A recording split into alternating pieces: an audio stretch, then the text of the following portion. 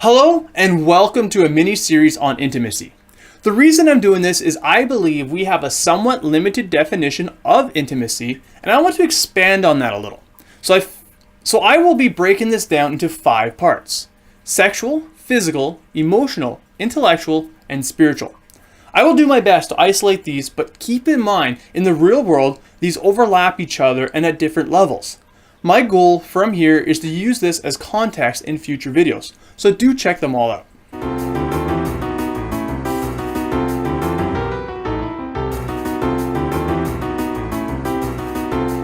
Spiritual intimacy is being one with the many, sharing an identity with people you will barely know. This creates familiarity and trust with similar people that share similar ideologies. On a national level, we are the we, us and them. Religion would be another prime example. There are some 4,200 religions on Earth, and each of them identifies themselves as a unique entity. Some of them share the same God, some have many, but most will say theirs is the only true God. But spiritual intimacy is not about God, but about the community that supports it. It unites larger groups of people together and forms culture. Spiritual intimacy is essentially the glue that holds villages and neighboring communities together throughout history. We might never get to know the people on the other side of the mountain, or downstream of the river, or the populace of our own cities, but we know they are there. We share ideologies and cultures, so that makes us similar. In times of need, we can help each other out. We can share our territory and its resources with those we will never know. On a personal level, it helps us coexist in larger groups. It gives us rules and norms to aspire to fit in. The more we are the same, the easier it is to trust a person the first time you meet them. It gives us group identity.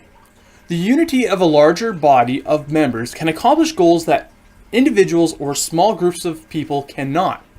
Companies work like this. The company you work for, you trust that you have your role to play, and someone else has theirs in some other department. You might not know what they do with their daily responsibilities, but you trust that they are doing the best to their abilities to get the job done. And as a team, the job bigger than the both of you gets done. I'd imagine when we put a man on the moon, even the custodian felt he was a part of that, and goes home with a pride about the achievements of the organization he's a part of that just accomplished. In a healthy community with low turnover, you get a sense of unity with the organization. But if turnover is high, unity dissolves. Beyond religion and corporate unions, we have subcultures of people that live in and amongst everyone else. There are far too many to list, but here are a few good examples. Hobbyists, gamers, sports enthusiasts, fitness groups, gangs, clubs, and even recreational drug users. Even different music genres have their own subcultures. And you can be a part of many different subcultures, swapping out identities as you move from one group to another. It's no wonder why teens have a hard time figuring out their identities. During their school years, they're restricted with what they can do and cannot do by parental guidance, time, and resources. It's not till we're adults can we explore our identities within completely different groups of people in the broader scale of the urban jungle. It's not till perhaps we're in our late 20s do we settle into a persona that remains relatively consistent for the rest of our lives. Only when we discover our place and fit in with the herd do we feel accepted and comfortable. Nobody likes being the odd duck out. Unity with others has a calming and relaxing effect on our psychological state as we are in trust and safety with the group. Judgment is put off. Well, unless you're part of the beauty pageant scene. So it's important to discover and participate at high levels of spiritual intimacy, but it can work against us. Those in power, like dictators, know how to manipulate this part of our being to their benefit. At this level, it's easier to change the minds of the many at once than individuals independently. This is the power of groupthink. You might have heard of the cliches like people are sheep or zombies.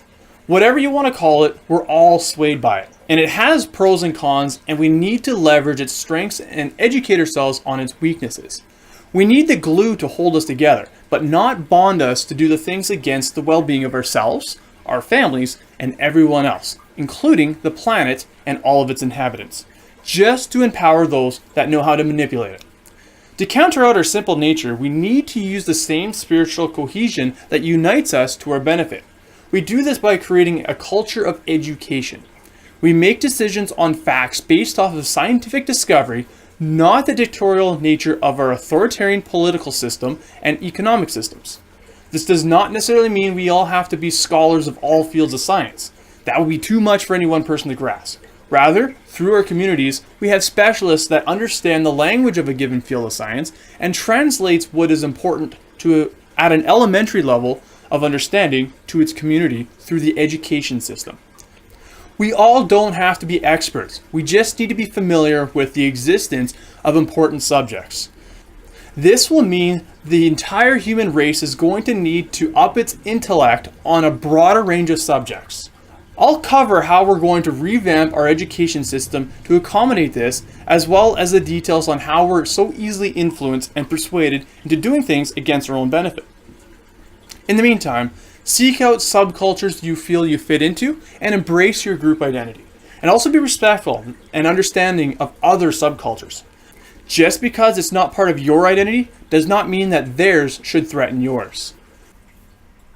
Now try to rank yourself on a scale of 1 to 4 with the people you know that fits this context.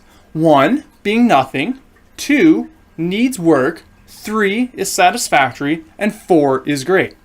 Keep this level in mind, and if you feel like the relationships you have now need some more work, look for strategies to improving it. But bear in mind that not all relationships need to hit a 4. Some will be perfectly fine being satisfactory. But though through other people, you may need to hit a 4. Also keep in mind, not everyone can fulfill all forms of intimacy at a great level. We can get this through many of our closest friends and family. Thank you for taking a moment and watching this video. If you have not already, do check out the other 4 videos in this mini-series on intimacy.